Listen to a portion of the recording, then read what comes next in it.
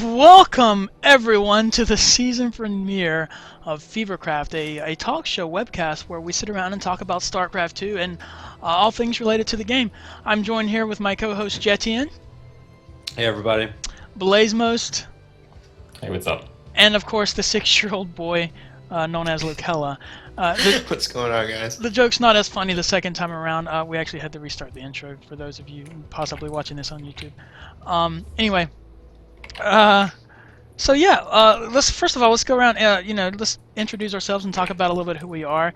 I am Captain Kirk. We're all members of the wonderful and prestigious Fever Clan. If you aren't familiar with it, go to feverclan.com, get hooked up. But yeah, we came together to do this show because we all represent the StarCraft 2 community of Fever Clan, which is a multi-gaming clan, and I am a top Gold League Zerg player. I ladder quite often, but I also enjoy just casting tournaments or games, or I do that from time to time. And just doing these little shows like this. I stream every now and then. But that's what I've been doing lately. I've been playing a little bit of StarCraft, trying to get into platinum, But I'm just a baby, still working on it. What have you been up to, Jet? I've actually just recently gotten to Platinum. I've worked my way into almost the top 8, getting there pretty closely. Apart from that, just, living day-to-day life, trying to be a Protoss player worth mentioning. What about you, Blaze? What have you been up to? Well, I spend a lot of time playing StarCraft 2. I've been playing it for a couple of years. I'm currently in Masters, and I play Zerg. I'm also in the Viral squad. We have several squads in Fever, and they play in several clan wars. They also spend a lot of time practicing. We have several other squads that do the same thing. In terms of our squad progress, we practice weekly, and we've also had several clan wars, pull against Good Game Kids, and I don't remember the other one off the top of my head, but we've won most of those. There's a couple that we've lost. And we've got several really good guys on there that have been making a lot of progress really quickly, actually. But that's the status of me in general. What about you, Kella? Let's see. I'm a Zerg player as well, Masters. I guess we're all Zerg players except for him. I'm up there at the top. But It's yeah, kind of a I've been Zerg-themed playing. show today. Yeah, I feel like there's gonna be a lot of raid balance on it. Right. Yeah, a lot. But yeah, I guess I've been playing for a couple of years, so yeah. I don't know, just trying to make my way up to the top as well. Swarm host OP. Well, we'll talk about that in a little bit.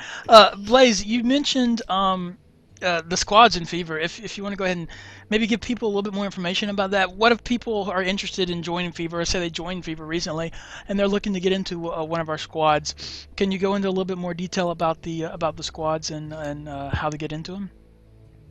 Sure. Well, we have multiple squads, and they're for every one of our games. We don't necessarily just have squads for StarCraft 2. Since it's going to be specific to StarCraft 2, I'm just going to go over StarCraft 2 squads. We have Genesis, Viral, Spectre, and also Aces. And to be able to actually get on a squad for those, you only have to be in for about a week. And to be able to play on each one of them, they each have their own specific roles. Most likely the name has to be non-vulgar, but it also has to be kind of related to Fever. We pretty much have a lot of respect for our squads. If anything unprofessional goes on, we usually, home in on those and try to remove them. We have a limit of people on squads too. It's probably around 10 or 12 people. It varies. We can also have a leave in case someone needs to take a break, so they don't actually have to play anymore, and they can actually, just do whatever they have to. And then we also have those that are backup, just in case we don't have enough players be able to play in a clan war or whatever. I know personally that Genesis is bronze through plat, and that one is led by J-Lance and FC Viron. And Viral is led by Lore, and the alternate is Blazemost. And then Spectres is, I think it's Eric Pell, and then Ancestor. And we also have Aces, which is led by Respa, if I recall correctly. And we have several more that would probably be created. I know at least one of them is in the works. So if That would be anybody, mine. yes. So I don't want to steal anything if you want to talk about that, if you want, Lokella. I mean, I'm not really in charge of it. We got Reverie that's in charge of it. You can give him a message or me, but it's platinum through masters. Since I know Viral has been full, so some people have been looking around for a group. So yeah, message me. We actually have our first practice tomorrow, so we'll see how that goes, and there'll be definitely more set in stone stuff after tomorrow. Also, in addition to squads, if you're interested in joining Fever, if you just got here, we do other things. It's well, like I said earlier, it's a multi-gaming clan, but speaking specifically about StarCraft 2, we do like Blaze said, we have clan wars and things of that nature. But we also do inter-community events such as StarCraft 2 game night, which I think is tonight, right, Blaze and Lokella? Yes, correct. It's Yup. here in a couple of hours. We'll be kicking it off, and usually we sometimes play arcade games or do 1v1 obs type stuff and just get together, have fun, kind of help each other out and play the game together, make friends and just have fun basically playing StarCraft 2. That's what it's about. But so there are things like that we also do here in Fever, and that's cool too. But moving right along, we're going to take a short break real quick, and we will be right back. Coming up, we're going to be talking about our personal favorite things we like about the Heart of the Swarm game. It's been out of about a month now, and I think we've all played it pretty thoroughly, and we can discuss what we like about it and maybe some things we don't like about it. So stay tuned, and we will see you right back here in just a few short minutes.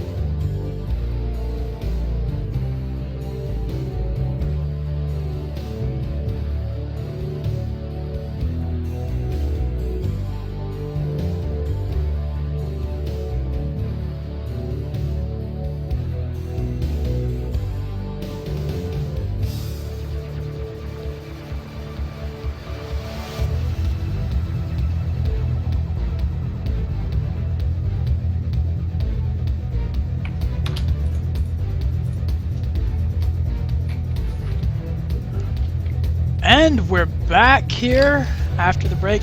Okay, beforehand we talked a little bit about, we just kind of did a little introduction, talked about Fever a little bit. Now we're going to move on to talking about things we like about StarCraft 2, Heart of the Swarm. You know, the game came out when it was first announced and they first started talking about it, and even when they released the beta, I personally was a little upset. I've been playing StarCraft ever since the original game and Brood War and all that, but I haven't started competitively playing StarCraft 2 until about a year ago is when I started laddering pretty hardcore and being competitive with it. So when they announced Heart of the Swarm and all the new units and things, I was a little uneasy because I felt like I'm just getting used to this game, and now they're going to throw new units at me and new strategies, and everything's going to change. But I got in the Heart of the Swarm, and I realized that the things that they've added, they improved the game. Once you learn how to use them, and it's not as overwhelming as it seems. At least it wasn't for me. And it improved the game, and not too much even changed. I mean, there's still a lot of things you can do similarly that you did in that you did in Wings of Liberty. I mean, what do you Yeah. guys think? What do you like about Heart of the Swarm? I think there's a lot more room to do things. It's not really based on just one or two engagements where you just like throw away all your stuff and the game is over. I think ZVT especially is like that. Terran's got a little bit more room in the mid game to actually get a lot more units to defend their base. And it's not just, one bunker or one siege tank or whatever to defend an entire wave. They have widow mines. They have, speed drops they can actually work with. And this is all, pretty decent stuff that they can use. Yeah, I agree with that. With Heart of the Swarm came all these new units and all these new tech paths that every race can really branch out in and excel in. Like Protoss, for example, Skytoss is a lot more viable now than it was previously. Carriers have been, made upgraded to where they are actually viable in play. Oracles, they're great for scouting and harass. And of course, there's the Phoenix range upgrade, but that was in Wings of Liberty too. And it's just every race has so many more options now instead of, these are the builds I have to know, these are the builds I have to do against each race to win. Yeah, I think apparently Void Rays are broken according to chat. But no, I think that I feel that I mean it's a good game. They added a lot more harass to it now, so I guess it changes the play style people have to do. Instead of people just turtling in their base, there's more options And to take. What is this? Okay. I think a lot of players, whenever they like start to abuse the new units, that they'll, they won't just use them like at like the 7 minute mark or the 8 minute mark. They'll be like, I have these units still. Why don't I try to incorporate them into a mid game push? I think a really good example of that would be the Phoenix lift. And that's because I've seen a lot of players just lift random units like roaches or lings, and like it disables part of their composition pretty much. Phoenixes are great against Swarm hosts, in my opinion. Hmm. Okay. I'm curious what this is on the block. So what I was wondering about this too. what about things maybe you don't like? Not talking about balance here because we will talk about balance in a little bit, but Mhm. maybe some aesthetic things or units maybe you don't really like or you feel like are things about the game you're not fond of. Let's just say that. What do you guys feel? Level 30. There should be more levels. I agree. There should Instead of it be capped on 30. more levels, more skins, just more ways to customize your overall StarCraft experience Yeah. aesthetically. Yep, that's a good thing. And honestly, if that's really other than balance, because I mean, balance, I guess, is something that's a big topic. We're going to save that till the end. Um, but when you ask somebody what they don't like about the game, aside from balance, and that's all they have to say, you have to think it's a pretty good game. So I'm very pleased with what Blizzard has done so far, and I feel like the StarCraft 2 community as a whole, not only the public but the pro circuit as well is going to be growing in the next couple of years, which leads me into our next topic, the pro circuit. I actually was reading something earlier today. Actually, I read it a couple of days ago. Blizzard has announced that they will be starting a World Championship series sometime this year. Have you guys heard about that? Yes, I think it's supposed to be within like the next few days. Like even GSL is actually part of this. Like they're basically starting WCS Korea right now, and they're gonna go through that. And whoever wins the GSL series, I think it's like the top four or top five. It's the top five. They basically move on to the finals or whatever, and they Yes. all go against each other. Yeah. I think like the Korea side is probably really great, and the Americans get to play against each other, and then the Europeans get to play against each other, and they basically pull people from all those, and then they put them into a massive finals. And I feel like that gives a little bit more time for the other players to actually get to play their matches. They don't get slaughtered by a Korean in the best of one or whatever on the first team that they play. So I think it allows them to have more motivation to actually play in tournaments. So it's not really, I think in their mind they think they would lose, and like some people are against that. Like they'll actually win matches. They'll be on Reddit and they'll be like, I won a game against some really top Korean or whatever, and I think that's great. But a majority of those, it doesn't actually occur like that. It's usually the other way around. Right. Yeah, and I think I agree with what you're saying there, and it makes yeah. Uh, the actually, since this is a primarily Zerg field show today, there's three out of the four of us do play Zerg. I want to talk about something that speaks a little close to my heart personally.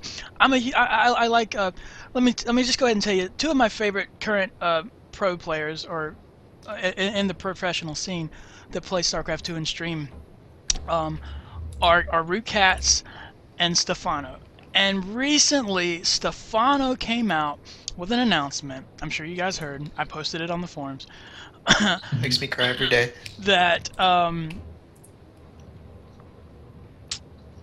yeah, he and at the in this day, well, see, EG made a little mini documentary about Stefano and his little trip at MLG Dallas and everything, which we were actually there. That's pretty cool. Or me and Jet were, at least, and a lot of other FIFA members. You guys down there couldn't make it, but maybe next time. But anyway, so in this documentary, Stefano mentions that this might be his last 6 months or so playing the game. And when I posted this, and we started getting responses. There was a few people were kind of negative. Oh, I'm glad Stefano's quitting. Let him quit. I mean, how do you guys feel? I mean, are you as sad as I am to see Stefano potentially leave us from the community? I think Stefano is a great player. I mean, he's amazing. He's done a lot of good things for Zerg. I mean, he's fun to watch. He has his own style, but he's said it many times. You've seen it that he's only played StarCraft for like the money, and now that he's not winning as much, maybe it's just not there anymore. Maybe he'll switch to League of Legends like the rest of the Koreans. Who knows? But well, see, I mean, that was the big issue. A lot of people think, well, Stefano just plays for the money. He doesn't play the enjoyment. But most people, I venture to say, nearly everyone that plays StarCraft 2 professionally, are doing it for the money. You don't put that much time into something voluntarily. You're doing it because the reward is the money. Personally, who wouldn't want to, play a game at least for a short period of time and get paid to do it? So to say that, to argue that he only does it for the money is, in my opinion, a really weak argument. I think that the reason why he swapped from, was it Millennium that he was last in? Yes. Is that correct? Okay. So I think that's kind of where the swap came into effect. He realized that, he was a really great player, probably wasn't getting paid enough. And, we've all seen like the videos from, what's his name? I remember reading the front page and they had like this 4-minute EG rising or EG falling or something like that. And like they had Sir Scoots like literally like fling money out. I mean, it was more of a symbol that, I feel like Stefano and the rest of those guys, they're really just there to advertise their products, not necessarily win tournaments. Some of them are really great players and they advertise that in a lot of tournaments. But I feel like the entire group known as EG is just there to make lots of money and not necessarily have a really, end game goal to be, top GSLS, whatever, win a match or whatever, something like that. That's actually an excellent point. I was watching, I believe it was it was either State of the Game or one of Cat's streams, but Cat's was actually talking about, that's the problem with the North American circuit, with the North American scene in StarCraft 2 right now, is the fact that a lot of players are just content with making enough money to live off of. They don't want to necessarily be the #1 player in the world or to be the best at the game. They just want to make enough money to live off of, and they're happy if coming in third place every tournament uh, is what they have to do that. They're happy with doing that, and I feel like that is I do agree that that's probably a big issue among, but I don't think you can't just say that about one or two players. I think that goes. I think you can say that about a lot of the pro level players. It's just Hmm. a lot of them aren't as widely noticed or don't stream or aren't talked about as much. Well, as far as Stefano goes, and then leaving the pro circuit, we met him at MOG, and he seems like a pretty cool guy. I'm not gonna lie about that. And obviously, when he started playing StarCraft, he loves the game. It's oh, this is the best game ever, and he got good enough to be pro. And eventually, you put 18 hours a day, or approximately 12 hours a day, into something repeatedly every day. You're gonna start to lose interest in it, and he would be eventually doing it just for the money. But as far as him leaving goes, I don't care. That's great because I'm a Protoss player. Fuck Zerg. Um, he invented the mass roach, which was the bane of me in Wings of Liberty. But yeah, that's how I feel about that. What do you Yeah, feel? I think. No, go ahead. Sorry. No, you're fine. Go I ahead. think Stefano came up with a lot of things that people mimicked, and they still do to this day. It's a lot more of a suggestion to do that, but not necessarily like people are committing to that. I mean, I feel like one Void Ray counter is what he does, but I mean, even Stefano is still trying to learn the game right now. There's a lot of players that I watch that they try to figure it out, and then they come out, either lose the game. They're like, oh man, what am I supposed to do? I don't understand this. So just because like it just started, I feel like Stefano may either decide, I figured it out, or I may just drag it out for a couple more months and not understand it. And then, we're gonna have another guy that's gonna be just like him. We're just gonna, say, hey, this build, this guy that did or whatever, we're gonna try to copy him now. We're gonna come up with, the same thing and try to get the same result. So even though I Stefano think may that's leave, life there's now. there's gonna be a lot of people that are gonna replace him. So I don't think it's a big deal. I mean, it's just like, celebrities in general, they're Right. gonna move on. There's gonna be new Yeah. ones. I mean, it used to. Yeah, there's always going to be someone else that comes along and fill those shoes. But I mean, I think we all have to admit, Stefano is considered, I think, the best non-Korean Zerg player in the game right now, and so he will be missed. I know by a lot of people. I will miss him if he decides to leave.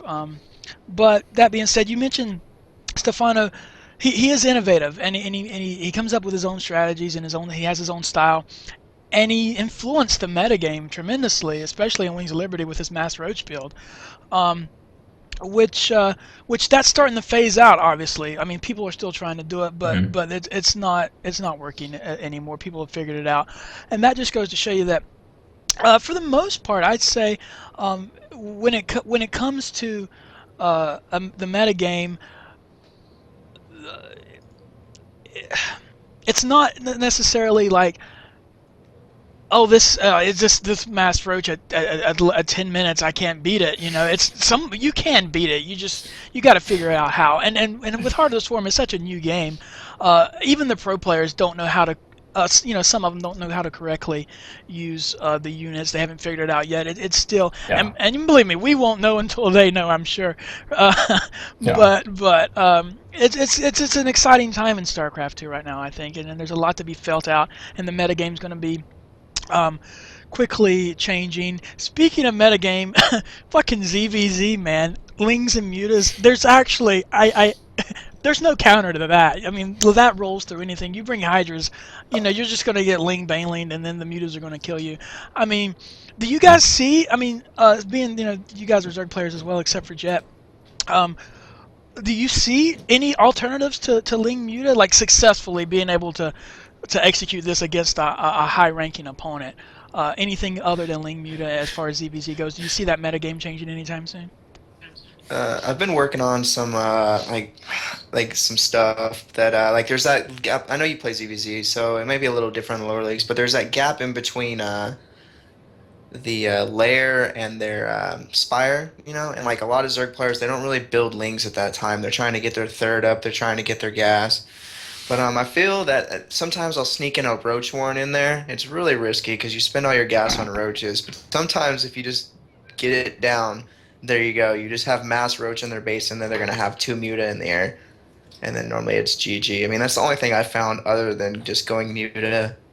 I mean, There was something similar like that on GSL a couple days ago. I don't remember the names off the top of my head. I think it was like Sos and Sue or something like that. And he did something relatively similar to what Locelo was saying, where he built 12 roaches and then he basically supported the attack with a bunch of lings. And before metas come out, really, it's like the only thing he can rely on was banelings and lings. So if you split up your roaches, you'll actually be more cost efficient on your attack. So the banelings won't actually kill everything. And since most players don't really commit to a roach farm whenever they build a spire, the lings that follow up from it will have no banelings to deal with it. So what he's stating is definitely a viable strategy. Okay, and so as far as let's talk about, I guess, ZVP for a little bit. What's your guys' take on the current ZVP metagame? What do you feel about? How do you feel about that? Well, as far as PvZ goes, I'm not finding it too difficult to be honest. I'm a really aggressive Protoss player, and you have to be against Zerg because if you let Zerg get past their early game, in my experience, it's really hard to make a comeback. Because I always pressure, early on, take out the third base if they take a third, and normally a Zerg would take a third against a Protoss since most Protoss will forge fast, expand, and I take out their third and keep preventing them to expand. And eventually, I normally just go mass Chargelet Stalker Colossus. I'm not gonna lie, but I mean that just seems to take out everything a Zerg can throw at me in the early to mid game level, which is normally I very rarely see mutas, and I feel like I don't know why. I, I Um, feel Why? I feel like, well, I mean, correct me if I'm wrong. But at the higher level play, isn't like lean muta a very popular strategy against in CVP? Uh, It it is if you catch it off guard. I've actually seen replays where people go Ling Corruptor and they basically just constantly harass and they have Swarm Hosts or Spine Crawlers in some weird area and they basically just constantly harass for like an hour. And I think it's an exhaustion strategy and it can be used on some smaller maps. I don't know if anybody else has any experience with this, but um, go ahead. I would well, like to put in a word. okay, go Yeah, ahead. I mean, well, not really, but I really can't put in a word because I don't think I've ever made it to a macro game versus a Protoss. Okay. So Um, I don't like Immortal Century all in, so I just bailing bust their Forge Fast expand. And it works, so I just get raged out a lot on ladder for you're that that. Zerg player. I'm that three base bailing bust Zerg player. You do that. You do that we can every. switch. That's your meta game. That's your That personal. is my meta game, and it has like a 69% win rate or something, so I can't really complain. Okay, and I guess the one last thing we can talk about. I'm starting to have a little bit trouble personally with ZVT. I feel like in the upper leagues, the higher you go up the ladder, a lot of Terran players start going mech versus Zerg. You probably very rarely, I would imagine, see Bio, and I guess the counter to Oh. that would be what, like Swarm Host and roaches, I guess, There's or a lot of hydras. things.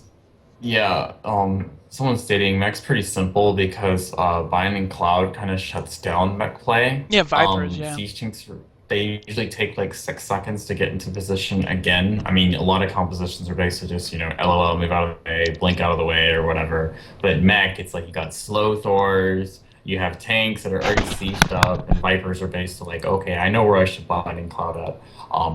That's why I've seen players rarely go mech. There are some players that try to make it possible where they want it to work, but I've seen it constantly taken out real early by Roach Hydra multiple prong attacks or whatever, and I think that works pretty well. I've been Okay. watching Stefano lately. He's been going Ling Ultra Muta, and he grabs about 10 Muta. Even against, it seems like he does it against Mech as well. He grabs about 10 Muta to stop drops, because apparently, the big problem used to be you'd go Ultra Ling, and you would run up to your base, and they'd lift off and fly off to the corner, then come back, and you're running back and forth, and you keep dying.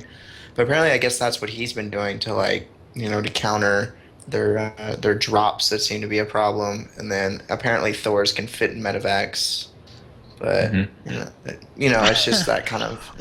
Well, Thor's they hang. Yeah, and it doesn't make sense to me. Okay, I understand. The Blizzard wanted to do something where it's a little unrealistic to assume that a big Thor is going to be inside the medevac. So let's just make him hang from this medevac that weighs like a fraction of what it weighs and is still able to use that incredibly Well, overpowered speed boost to get out of the You way. know, I mean, I've actually seen someone do something like that, and it was really just to bait like a Zerg composition into Widow Mines. QXC did that in one of his teams. I don't remember who exactly, but like he would have a Thor drop on the bottom left part of the map, and like he would literally have 5 mines on the ramp. And it looked really easy to like deal with. I'm just gonna send my lings against it. Well, here comes all the mines in the right position because there isn't any creep spread on there because he's basically expanded half across the map. I mean, we're looking at whirlwind here. So if you could try to abuse the fog of war, mines are a lot more powerful that way. Instead of I'm going to put it frontal and just assume we're going to have frontal stalemate-ish attacks.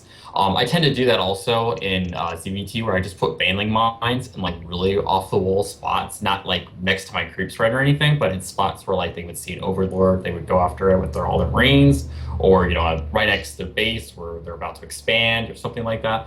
It's similar for widow mines and baneling mines. I think like they both have the same effectiveness in terms of positioning. yeah, yeah. The Widow Mines. I think I think that was a great addition to Terran. I think Terran needed the Widow Mines. I don't think they're overpowered. I think that they just need to be figured out. Although mass Widow Mines is kind of a bullshit strategy, but Mhm. no, I think Widow Mines. I think Terran needed Widow Mines, or I think they're a good addition to Terran. Um, Yeah. there are things about Terran, however, I disagree with, but we're going to talk about that after this break. We're going to come back and we're going to be discussing what we've been waiting to discuss the entire show. We're going to talk about balance a Oh little bit yeah. when we come back. All right, guys, we'll see you in a bit.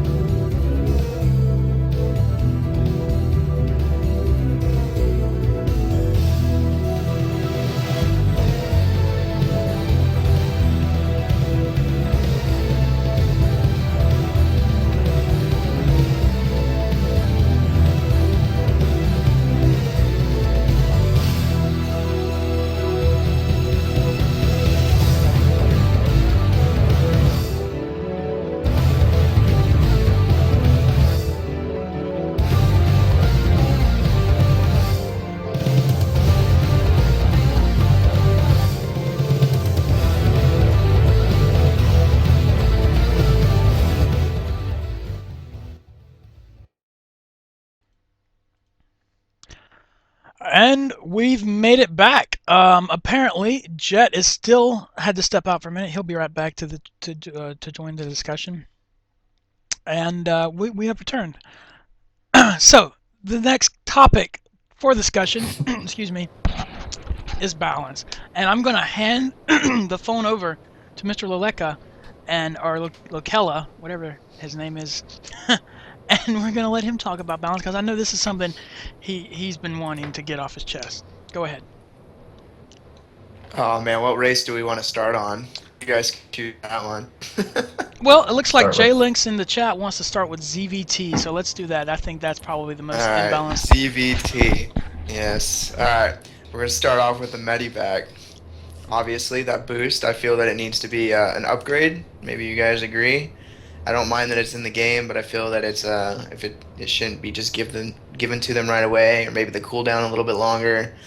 Not really sure how to balance that, but that's my first disgruntled versus Terran. Widow Mines, they're not too bad now that I've been playing them more and more. A lot of people seem to be angry with them, but honestly, you could just send a roach up there and it'll take like what 2 or 3 hits before it dies. If I may, the only thing I would change with Widow Mines is make their AoE just a little bit smaller so that it would decimate mineral lines a little bit less. Oh yeah, definitely make it smaller. I mean I mean siege tanks as well. I mean I don't know why they got rid of the upgrade. I mean they didn't even make them cost anymore. They just said here have a free siege mode upgrade right off the bat. You know you don't have to research that. But I mean I don't know. I mean I'm not a Blizzard balancer, but I feel that those are the 3 main things that they should take a look at. Like maybe make siege tanks cost a little bit more if they're gonna get a free siege mode. What or about make them upgrade it again? Hellbats? I mean, I can't believe that wasn't one of your top things. Hellbats are, in my opinion, extremely like. There's just I don't think they should be removed from the game. Do you see that a lot? But I have not seen a single Hellbat. no. In ZVT, Yeah. it's a pretty popular opening. With Terrans against Zerg players. Hellbats. I mean, well, let's just think about it in general. If you're taking Wings of Liberty as a base, you got Hellions, which are they're a pretty, I think, fairly balanced unit. But then Hellions turn into Hellbats, which are 1,000 times better, and all of a sudden now you have Hellbats, and then all they gotta do is turn back into Hellions, and then bam, they can zip across the map and get away from you again. Like Hellbats, they're I think extremely Well, overpowered. Hellbats and Hellions are in the beginning 2 different units until you research the transformation take. Then they can transform at will. Yeah.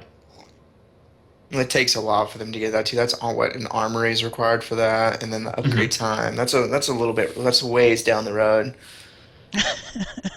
I feel that there's like Muta out by then, and then I don't really care if they're zipping around the map. And like J-Link says, it takes ish 3-ish seconds to transform from Hellbat to Hellion, vice versa. Okay, my apparently you guys don't completely agree with me, but that's okay. I think Hellbats are overpowered, but anyway, yeah, Terran, well, we've already talked about the Medivacs, that the speed boost on the Medivacs. Now you have Medivacs that will never die to your mutas at all. That's the thing.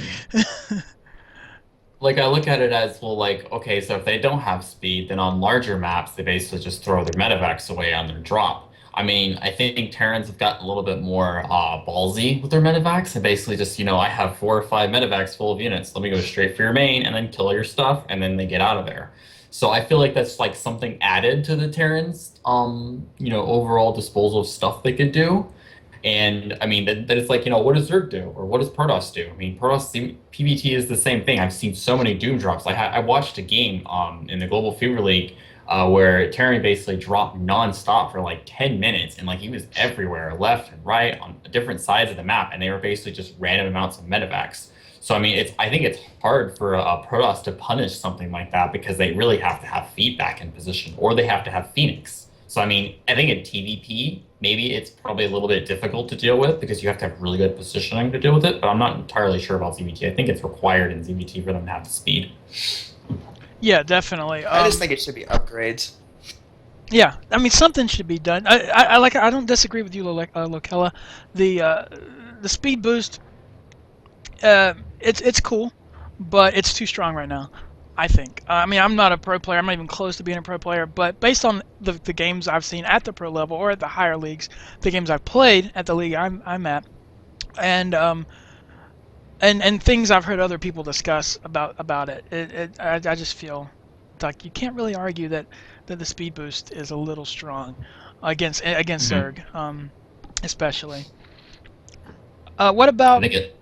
Go ahead, Jet, with your. You were Sorry. going to say something about ZV PVT, weren't you?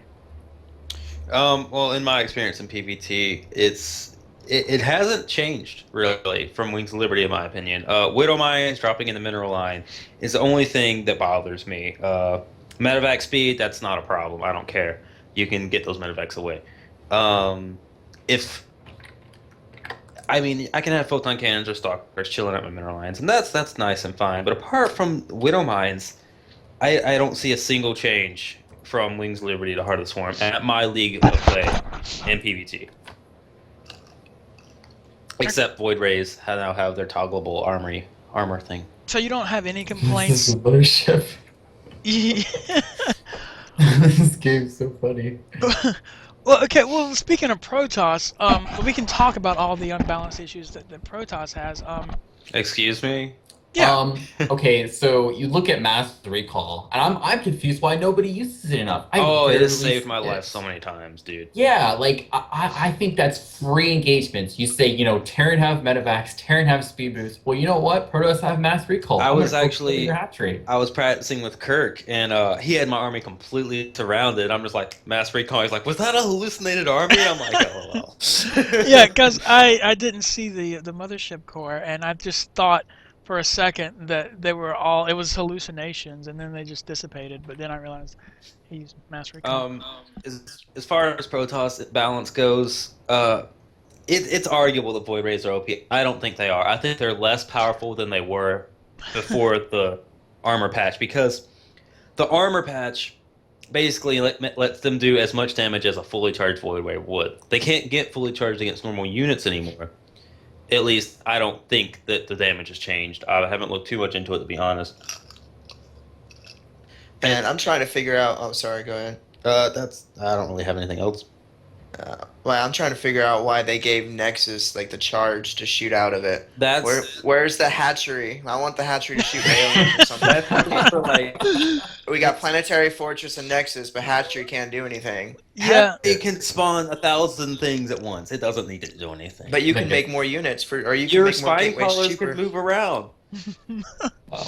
Touche. Photon cannons are amazing. Yeah, but we But, have this. How much does your photon cannon cost, Jet, for Protoss? A photon cannon costs 150 minerals Okay, plus a so pylon. but and a photon cannon not only has detection, not only can it shoot up, it can shoot down. For 150 minerals, we'd have to spend 200 minerals to do the same thing. You know what I mean? But you So- can move them at will. I almost feel like Protoss is committing to doing a cannon, whereas Zerg is like, it's Newkirk Crescent. Let me move all my spine crawlers to the center because it's late game. I guess that's a small advantage. I rarely see it done though. In my opinion, Zerg's spine crawlers and spore crawlers are like a Protoss's pylons. Wherever your army goes, you drop pylons behind it if you're a good Protoss player. And I don't see why you shouldn't be moving up your spore and spines, except for they'll leave a couple at your base for drops and stuff. Well, yeah. If you have Some I've seen players do that. Like late game, excuse me, especially CVP. I think it's pretty common for Zerg players to make a big wall of spines against a late game Protoss, especially if they feel like they're falling behind. So I mean, did spines or spores get buffed or anything in Heart of the Swarm? I don't remember. No Spores Evo chamber got- for spores. Spores got buffed. Oh yeah, the spores did get buffed. But right or okay. All right, I'm a little confused. I don't remember. but no, okay. So listen, I feel like there's one topic here that I wanted to discuss, and we're leaving it out. Did anybody else have anything to say as far as balance related issues go? I do. Go ahead. It's my turn. Okay. So I'm not really gonna complain that much. ZVP, I think it's balanced. I've noticed a lot of replays in ZVPs where three Immortals or three Colossus basically shut down stuff. And it's just like three Tempests too. It's the same thing. So you have to go from saying, I have either Broodlords, I have either Ultralisks, or I either have Swordhosts. So those are the three key units I think that could do a lot of damage if those aren't really present. And I'm not saying, you have three Immortals, three Colossus, three Tempests, LOL, I win the game. It's just, you can't have all three of those out at the same time. So that's why Blizzard basically said, if you counter this, you have a better chance at winning. You have enough time to build three Immortals because you build two Robos or two Stargates. So there should be no reason why you can't, say, I can't keep up with someone who makes 15 Ultralists. Well, you basically just played against somebody who's floating for the entire game. Why didn't you capitalize on that? I've noted, that's why I feel like if you come up with something like that, and you find ways to, get around your opponent's tech tree, I think you should be able to win games just by doing that. That's why I think the matchup's balanced. ZVT, I feel like it's really difficult to engage on Widow Mines, as Lokello brought up. Mostly because every time I see Widow Mines, I'm like, well, I might as well just, go around and attack from another angle. I'm still trying to figure out how to deal with that with Bling Bling Muta. I'm not really fond of doing Roach Hydra because it's an easy way to deal with Widow Mines, but then you're not cost efficient against the bio. So it's kind of like you're trading off, doing micro over trying to kill your composition, which is probably going to be more, they're going to be on the left, they're going to be on the right because I'm dropping from both sides. I don't really like vibing towards Roach Hydra. And then for ZVZ, I think the metagame will personally go stale after a while unless they do something about the Mutalisks. A lot of Ultra Broodlord fights that I used to do a long time ago. I think they're non-existent now because the game usually ends by Mutalisks. As it's brought up multiple times, +1 pushes and Roach pushes are really good to stopping pre-Muta pushes. And that's why I feel like they either need to buff the Spore Crawler, or even though they already buffed it, it's more of a defensive tool now. Or they need to basically say, the Infestors either, are useless. I don't know. Yeah, they're basically useless, just like how Hydralisks are countered by Banelings pretty much. So I think eventually players will get irritated by it. Obviously, Koreans and high levels will I don't care. I'm still going to do the same thing every single game. But I think it'll steer away a lot of the lower tier players, and that will suck. But yeah. I want to talk about Swarm hosts. I was actually, Okay. you must have read my mind because I was hoping you was going to bring Swarm Host up. The underground invisible Broodlords, basically is I guess what they are. Swarm hosts, in my opinion, are very difficult to deal with. Yes. I don't see them very often, but when I do, it's not pretty. They're hard to get to if they have a supporting army. Now, as I have mentioned in the past on Fever and stuff, Phoenixes, with an observer can lift them up and take them out of commission. Even if they don't kill them, they're unburrowed and they have to reburrow. They're not producing units at that point in time. Now, you have to get the Phoenixes past the main army. The Phoenixes are super fast. Wait, let me Not a interrupt you big real quick. deal. Real quick. I'm sorry to cut you off, but actually, I feel like the Swarm Host, they're strong now, but like I said earlier in the show, I feel like a lot of players don't know how to use them properly, and like for example, I think you should see more players doing things like leapfrogging with the Swarm Host, like have some Swarm Hosts still burrowing and producing the broodlings, but and then the other half will unburrow, move ahead, and kind of have that leapfrog effect. I think that's a very effective way to use Swarm Host, and that it makes it even stronger.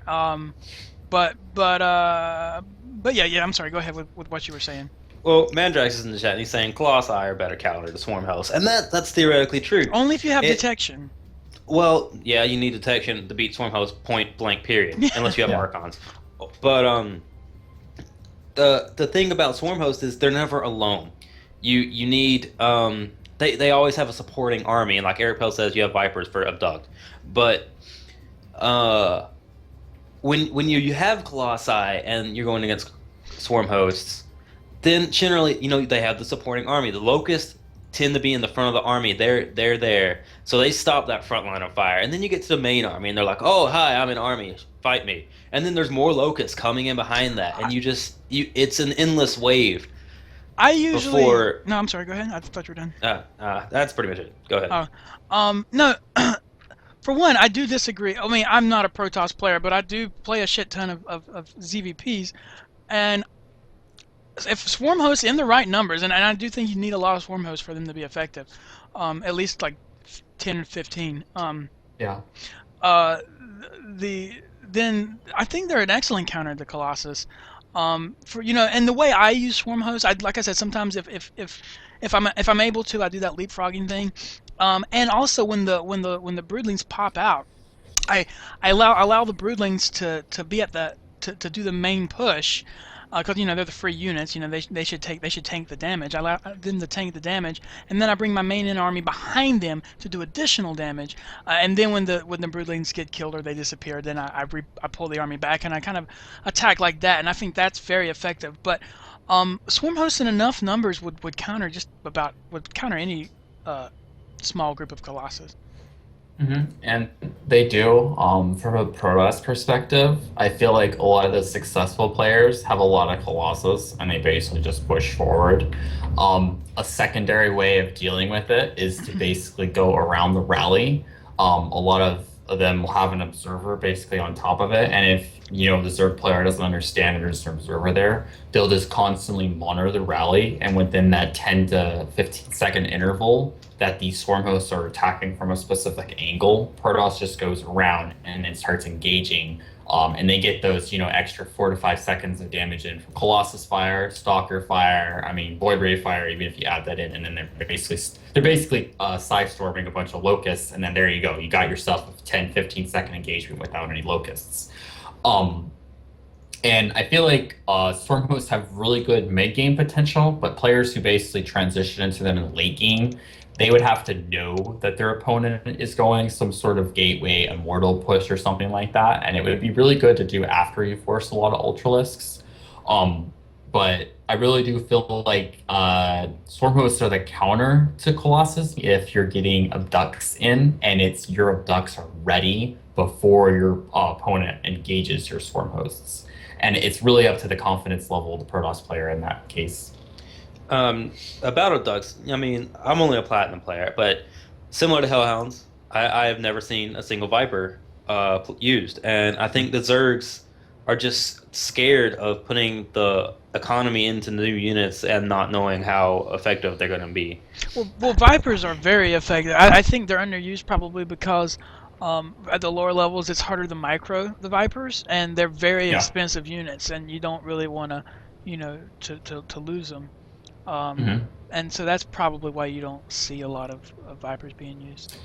And considering the fact that feedback range is 9, I almost feel like it punishes the Zerg player from using Vipers because Abduct is 7. So it's like, Protoss is just there, they have their High Templars in their base, and you got some guy that just like their first time using Vipers, and you're like, how do I use this? I'm going to try to pull this guy. And then Protoss is like, I'm just going to feedback because I have 2+ range, and then there you go. Part of it comes down to how you engage the Colossus. If you know where the High Templar are, then you could basically just go onto another side. I see a lot of players try to engage High Templar with Banelings or Roaches or something like those. That's where Swarm hosts are really effective in this case, because you have a constant amount of units going in. You have a constant amount of units denying High Templars. It's not, I have 5 or 6 supply going in to try to kill High Templars, when those could be Hydralisks, and you're like, I'm just going to storm Hydralisks, and there you go, they're dead, and I still have my High Templar. So I feel like High Templars are really valuable in the Protoss composition, and it kind of steers Zerg away from using Vipers in that case. And Swarm hosts and Vipers are so expensive on gas. You've got 100 gas per swarm host, and you need maybe 10 to be effective. So there's 1,000 gas, and then you're talking about going to ultra. There's another 1,000,000 gas gone.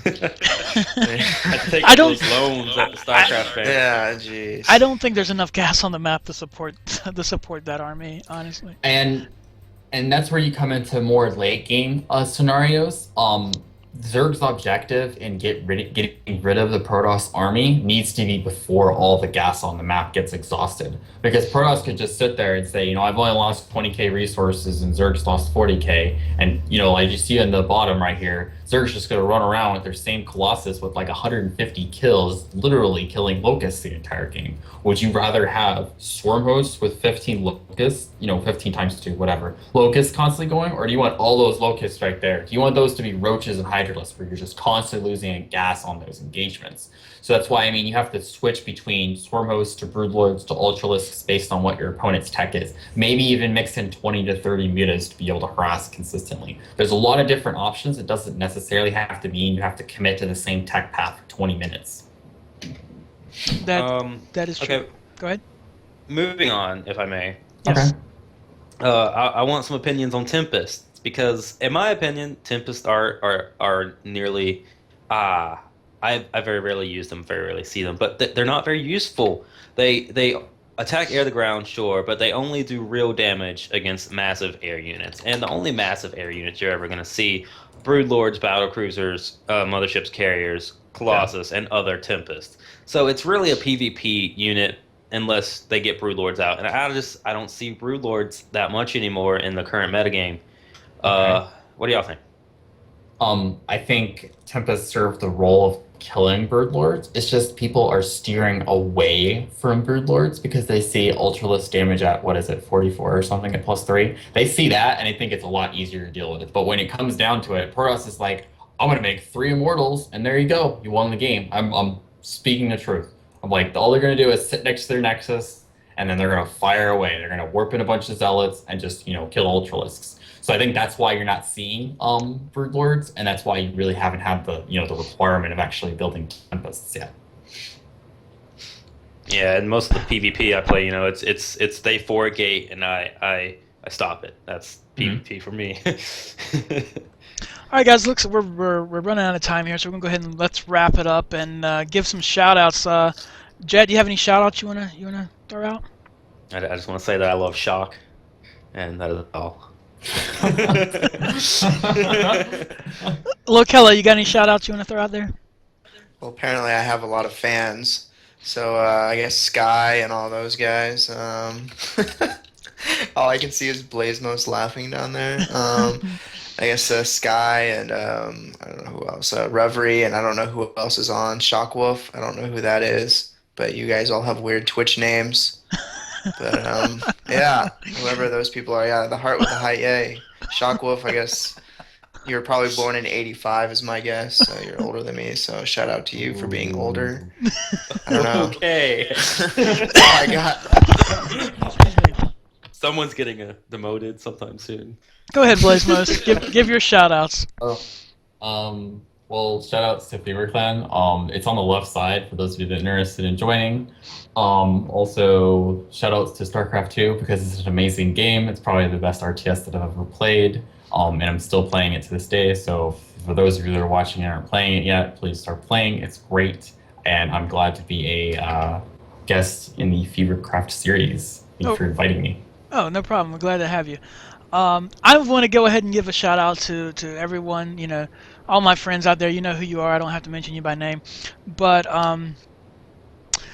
it's like, I had this all in my head, and I was listening to you guys, and now I don't remember.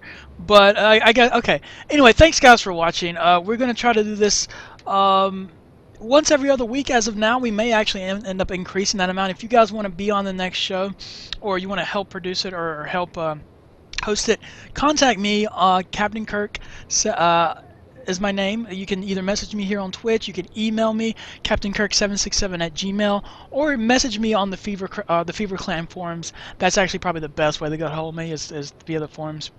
Let me know you're interested in helping out, and we'll put you in the lineup. Again, thanks to all you guys for coming and helping me out and doing this show with me. It's been a lot of fun. You're welcome. I enjoyed doing the show. I hope you guys out there like it as well. We're going to continue to do more things like this. But thanks for watching, and we'll see you guys next time. Bye. Bye. See you later. Thanks for playing. Bye. Deuces.